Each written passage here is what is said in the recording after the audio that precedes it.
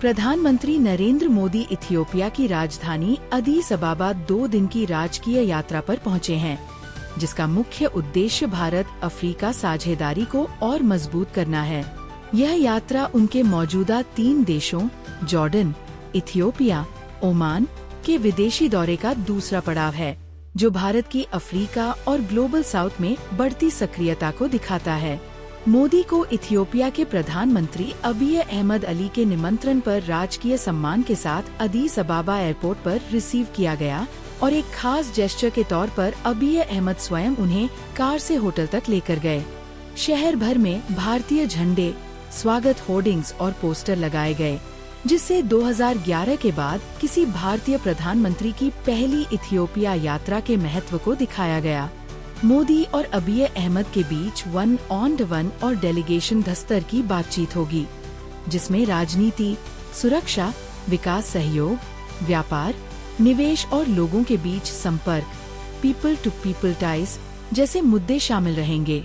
प्रधानमंत्री इथियोपिया की संसद के संयुक्त सत्र को संबोधित करेंगे, भारतीय समुदाय से मिलेंगे और भारत इथियोपिया बिजनेस फोरम में भाग लेकर द्विपक्षीय व्यापार और निवेश बढ़ाने पर जोर देंगे। इथियोपिया को भारत अफ्रीका में एक अहम और भरोसेमंद साझेदार के रूप में देखता है, खासकर इसलिए कि अदीस अबाबा अफ्रीकी संघ अफ्रीकन यूनियन का मुख्यालय भी है। इस दौरे के दौरान कृषि, शिक्षा, स्वास्थ्य, टेक्नोलॉजी, क्षमता निर्माण, इंफ्रास्ट्रक्चर, नवीकरणीय ऊर्जा व रक्षा सहयोग जैसे क्षेत्रों में कई समझौता ज्ञापन, MOUs और एग्रीमेंट साइन होने की उम्मीद है, जो आने वाले भारत अफ्रीका शिखर सम्मेलन की नींव भी मजबूत करेंगे। भारत इस यात्रा को साउथ साउथ सहयोग यानी विकासशील देशों के आपसी सहयोग को मजबूत करने के बड़े फ्रेमवर्क के भीतर देख रहा है, जिसमें अफ्रीकी देशों के साथ साझेदारी को रणनीतिक प्राथमिकता दी जा रही है। विदेश मंत्रालय के अनुसार इथियोपिया दौरा दिखाता है कि भारत ग्लोबल साउथ की आवाज बनने, संयुक्त राष्ट्र और बहुपक्षीय मंचों पर अफ्रीका की भागीदारी बढ़ाने और विकास परियोजनाओं के जरिए जमीन पर असर पैदा करने के एजेंडा को आगे बढ़ा रहा है।